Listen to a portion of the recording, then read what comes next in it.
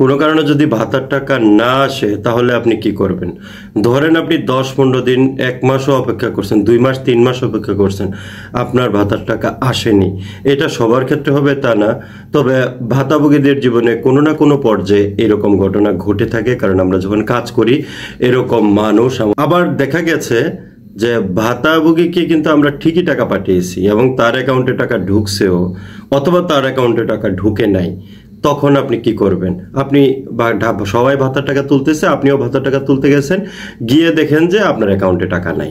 এবং কেস হতে পারে এরকম যে আপনার অ্যাকাউন্টে আসলেই টাকা ঢুকে নাই, আমরা পেরোল ঠিকই দিছি, অথবা আপনার অ্যাকাউন্টে টাকা ঢুকছে, ওটিপি বা প্রতারক নিয়ে গেছে, অথবা আপনি যাকে মোবাইল দিচ্ছেন সে অন্য কোনো নাম্বারে ট্রান্সফার করে দিছে, আপনি এর ইতিহাস ঘাটতে পারতেছেন না।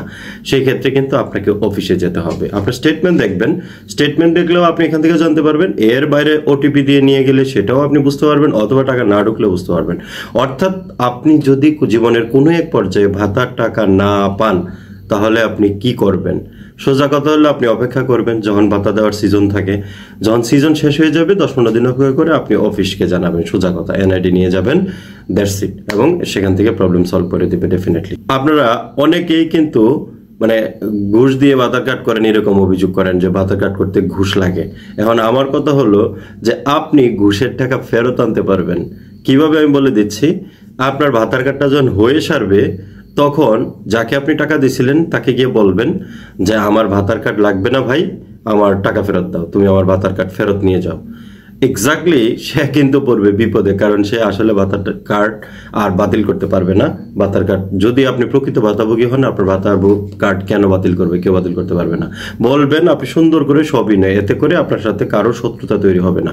আর একটা কথা বলে থাকি যে আসলে যারা মনে করে টাকা দিয়ে ভাতার কার্ড হয়, আমি তাদেরকে চ্যালেঞ্জ দিয়ে বলছি আসলে কিন্তু আপনার টাকা দেওয়ার কারণে যে ভাতার কার্ড হয়েছে তা না। আমি দেখেন বোঝাই বলছি, ধরেন কেউ একজন যদি 50 জনের কাছ থেকে টাকা নেয় তাহলে তার 20-30 জনের ভাতার কার্ড এমনি হবে, আর বাকি 20-30 জনের ভাতার কার্ড হবে না। যা এরা কিন্তু টাকা দিয়ে বসে আছে, বছরের পর বছর ঘুরবে এবং কোনো এক সময় ধীরে ধীরে হয়তো তার ভাতার কার্ড হবে, কিন্তু এটা কিন্তু টাকা দেওয়ার কারণে হইল না। এবং আগে যে 20-25 জনের হয়েছে এরারও কিন্তু টাকা দিয়ে হয়েছে না। এটা হলো আপনার ক্রাইটেরিয়ায় মিলছে, এই জন্য আপনার ভাতার কার্ড হয়েছে। মাঝখান থেকে দালাল ধাপ্পাবাজ করে আপনার কাছ থেকে টাকাটা নিয়ে গেছে, এবং টাকাটা কিভাবে ফেরত আনবেন সেটা কিন্তু আমি বলে দিচ্ছি। আর একটা কথা হচ্ছে যে আপনারা প্রত্যেকে যদি ভাতার কার্ড থেকে যে টাকা নেই তার বিরুদ্ধে অভিযোগ করেন তাহলে কিন্তু একটা অ্যাকশন আসবে। এখন আপনি হয়তো বলবেন অভিযোগ করতে গেলে অভিযোগ নেবে কিনা, অভিযোগ নেওয়ার পরে কোনো অ্যাকশন নেবে কিনা, এর তো কোনো গ্যারান্টি নেই। হ্যাঁ, হতে পারে এরকম যে হয়তো এটার কোনো গর্জন না থাকতে পারে, গুরুত্ব না দিতে পারে। সেক্ষেত্রে আপনি অভিযোগ করার পরে, এই যে আমার ভিডিওতে আমি বারবার বলে বেড়াচ্ছি যে ভাতার কার্ড করতে টাকা লাগে না, এটা আইনত দণ্ডনীয়।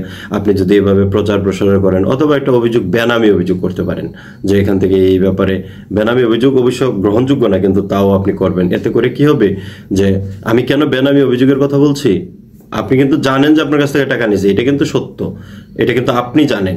কিন্তু কথা হচ্ছে যে আপনি তো নিজের নামে অভিযোগটা করতে গেলে যারা আপনি টাকা দিচ্ছেন সে আপনার শত্রু হতে পারে এবং আপনার জন্য সে হুমকি হতে পারে। সেই জন্য এই বুদ্ধি পরামর্শগুলো দিচ্ছি। এরকম আরও শত শত বুদ্ধি পরামর্শ, টেকনিক, কৌশল আমার বিভিন্ন ভিডিওতে আছে, যদি আমার ভিডিওগুলো দেখেন জানতে পারবেন। আর একটা গুরুত্বপূর্ণ বিষয় হচ্ছে এজেন্ট ব্যাংকিং সিস্টেমে আমরা শুনতে পাই যে খরচ নেই ভাতার টাকা নেওয়ার সময়। আপনি যখন ভাতার টাকাটা তুলতে যান 20-50 টাকা খরচ নেই। আপনারা দয়া করে কোনো খরচ দিবেন না, সরকার বিনামূল্যে এই টাকাটা আপনি উত্তোলন করতে পারবেন, আপনি খরচ দিবেন না। আপনার যদি টাকা ঘুরায় আপনি সমাজ কার্যালয়ে অভিযোগ করবেন। আবার আরেকটা বিষয় হচ্ছে ভাতাভোগী মারা গেলে তার যে নমিনি, সে নমিনি টাকা দিতে দেরি করে। আপনি 1 মাসের বেশি দেরি হলে আপনি অবশ্যই অফিসকে জানাবেন। ব্যাংকে শেয়ার এজেন্ট ব্যাংকিং সিস্টেমে অ্যাকাউন্টে টাকা রেখে দেয়, সেটা হতে পারে মৃত্যুর ভাতাভোগীর, হতে পারে আপনি যে নিয়মিত ভাতাভোগী সেখান থেকে হতে পারে। আবার দেখা গেছে ভাতার টাকা যখন দেয় 10,200 টাকার মধ্যে 200 টাকা দেয় না, এরকম কথাবার্তা শুনি। 1750 টাকার মধ্যে 50 টাকা দেয় না, এরকম কথা শুনি।